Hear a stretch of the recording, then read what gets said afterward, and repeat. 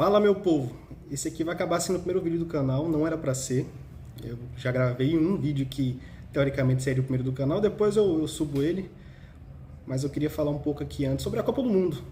Tô até vendo aqui o jogo entre Holanda e Argentina. Pra quem não sabe, eu sou um apaixonado por futebol. Apaixonado de verdade mesmo.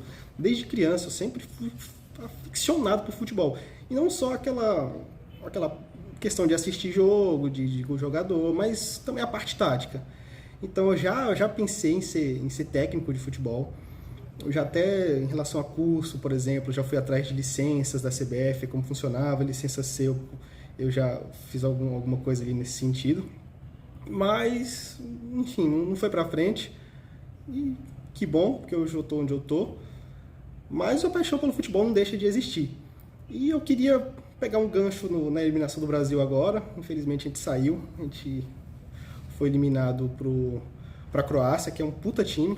Aquele meio de campo da Croácia ali com Modric, Kovacic e Brozovic. Brozovic, muita gente aqui no Brasil não conhece, mas que puta camisa 5 ali da Inter, hein? Puta, jogador joga demais, Brozovic. Mas a ideia não é trazer essa parte mais tática, nem técnica do futebol, e sim falar da gestão de pessoas, principalmente do Tite. Me chamou muita atenção quando o Brasil perdeu, o Tite foi o primeiro a ir pro vestiário. Aí eu já fiquei me questionando, por quê? Por que disso? Será que foi algo combinado? Se o Brasil perdesse, os jogadores todos sairiam e depois o Tite falaria sozinho, porque depois ele deu uma entrevista? Mas não, porque o Neymar mesmo ficou aos prantos lá chorando, e quem colocou a cara a tapa acabou sendo o Thiago Silva. O Thiago Silva falou com os jogadores, depois falou com o pessoal da imprensa, e ele acabou assumindo esse papel de capitão. Capitão que ele sempre teve, né? Ali, desde 2014, ele foi se construindo um capitão. Mas a gente vai falar do Thiago Silva depois. Vamos falar um pouco aqui, começar no trabalho do Tite. O Tite começa na seleção brasileira lá em 2016, mais ou menos, pegando ali um resto de time que não estava se classificando para a Copa de 18, estava ali na fase das eliminatórias. E o Tite já chega, já causa uma mudança muito grande, trazendo o Gabriel Jesus. Quem lembra que o Gabriel Jesus fez um monte de gol naquelas eliminatórias. Uma mudança muito grande ali do dia para a noite na seleção, e o Brasil acabou se classificando muito bem. E fez uma Copa 2018 ali, ok, razoável. A gente foi eliminado para a Bélgica, ali muito pela parte tática, porque o Brasil dominou aquele jogo. Mas ali em 2018, na Copa, a gente já conseguia ver alguns detalhes do Tite em relação à gestão de pessoas. O Tite, falando um pouco do Tite inicialmente, o Tite sempre foi um técnico muito bem elogiado por essa gestão de equipe. Então ele sempre colocou a cara a tapa, perdia, ele sempre falava que era com ele, o responsável era ele.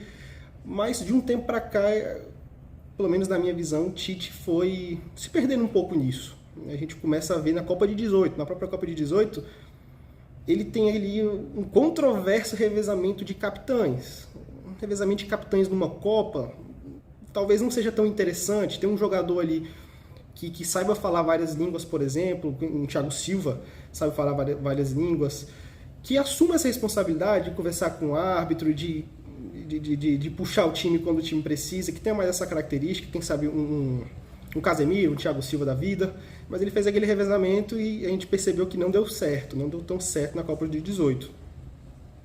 E o Tite tem algumas características ali, então a gente já percebe na própria fala dele, usual, que ele tem uma comunicação um pouco complexa. Ele vai dar as entrevistas, e em vez de ele falar um ponta esquerda, ele falava um externo desequilibrante, aquela comunicação mais, entre aspas, acadêmica, sabe? E isso já, quando você tem um gestor de pessoas, você tem que se adaptar muito bem, você tem que adaptar a sua comunicação muito bem a cada tipo de pessoas. Você vai lidar com gente de todos os tipos, de todas as classes, de todos os lugares. Então, saber adaptar a sua comunicação é muito importante. A gente viu ali o Tite também na própria Copa de 18, ele teimando em certas crenças dele, então ele não voltava atrás. E foi até algo que ele disse que foi um aprendizado na Copa de 18. Ele saber voltar atrás, ele saber, no meio do caminho, se adaptar no próprio percurso da Copa. A Copa são poucos jogos, são 3 jogos ali na fase de grupo, oitavas, quartas, semifinal. Então são 7 jogos que definem todo o resultado de um trabalho de 4 anos, de um ciclo de 4 anos. A gente também tem aqui a parte da polêmica, então a polêmica que teve de ele não colocar o Neymar para bater antes. Nem necessariamente ser o primeiro jogador a bater, mas ele trocar de lugar ali com o Marquinhos na quarta cobrança e puxar a responsabilidade para ele. Não só o Neymar, mas o Tite que é o treinador, o Tite que é a pessoa que é responsável por tomar essa decisão. Então se ele fala, Neymar, bata, essa quarta cobrança é sua, vai lá e faz o gol, bate. O Neymar provavelmente ia fazer o gol. Por quê? Porque o Neymar é o melhor cobrador de pênaltis da atualidade. Ele é o melhor cobrador de pênaltis da atualidade. Em relação a números, é um fato, ele é o melhor. Teve a polêmica também de sair depois de todo mundo do jogo. Então, sair antes de todo mundo depois do jogo. Ele acabou o jogo, ele já foi-se embora direto. E ficou lá o Thiago Silva dando a cara a tapa, falando com a imprensa, com os jogadores, consolando todo mundo. E realmente assumindo essa função de capitão. E teve a entrevista que eu comentei. Depois de tudo, ele deu a entrevista, ele sozinho foi dar a entrevista. E ele foi questionado sobre aquele ponto do Neymar, dele não colocar o Neymar para bater, o melhor batedor de pênaltis do mundo, não bateu pênaltis, na decisão que o Brasil foi eliminado. E ele falou que não, ele não assumiu o erro em nenhum momento. Ele falou, não, o Neymar ficou para quinta cobrança, porque é o melhor, mais desequilibrante. Não, ele não assumiu a culpa. Não assumiu a culpa. Ele também ele não assumiu a culpa ele não assumiu o erro, no caso. Não assumiu o erro de ter saído antes de todo mundo, de não ter ficado ali, de consolar os jogadores, porque é a função do cara. Se o Brasil perdeu, o principal está com ele. Claro que tem parte de culpa dos jogadores, mas o principal é com ele. Então ele deveria ter ficado lá, deveria ter consolado os jogadores, falado com o pessoal da imprensa. Afinal, a eliminação, acabou, tá fora. E ele mesmo disse que vai sair. Então ele pecou muito nesse ponto. Eu gosto muito do Tite, mas ele pecou nesse ponto. E eu queria falar um pouco também do Thiago Silva. O Thiago Silva teve uma evolução muito grande nesse quesito de líder. Então, após o Brasil ser eliminado, ele chegou e falou, não foi dessa vez que eu consegui levantar a taça do Hexa, não vai ser como jogador, mas quem sabe outra função. A gente já fica esperando ali que talvez, quem sabe, ele não assuma uma outra função de comissão técnica que eu gostaria muito, porque o Thiago Silva é um cara exemplar. E a sua evolução ao longo de 2014, que a gente lembra daquele fatídico dia, né, do 7-1, então a gente lembra do Davi Luiz, aquela nas lágrimas, eu só queria dar alegria ao meu povo, lembro do Thiago Silva também chorando, que ficou muito marcado, e o Thiago Silva daquele ponto, até hoje, ele evoluiu bastante como líder, então ele já era um líder muito, muito influente ali no PSG. No Chelsea, que ele joga agora, ele já é um líder também muito influente. E na seleção, a partir disso, de 2018, principalmente a 2022, o cara é um líder nato. Ele teve uma evolução enorme. Então, se vocês querem aí aprender como se tornar um líder melhor, cola no Thiago Silva, olha como ele está sendo um líder, tanto no Chelsea agora, como ele foi no PSG, qual foi a evolução dele ao longo desse ciclo de Copa do Mundo, principalmente depois de 2018. E o que a gente conclui de tudo isso, né? Aquele clichê que tem que saber perder e blá blá blá, mas ninguém gosta de perder, então a gente tem que, de fato, encarar as coisas para ganhar, e o Brasil fez isso. O Brasil, de fato, teve um ciclo muito bom, teve um trabalho muito bem feito pelo Tite, merecia ganhar, era um time melhor que a Croácia. Provavelmente ali só 2 times conseguiam competir em relação a nível técnico e nível de time, em experiência, com o Brasil, que seria a França e a Argentina. Mas futebol é assim, por isso que a gente ama. O Brasil foi eliminado pela Croácia, a Croácia mereceu, de fato, jogou o que tinha que... fez o que tinha que fazer para eliminar o Brasil, um meio de campo ali absurdo deles.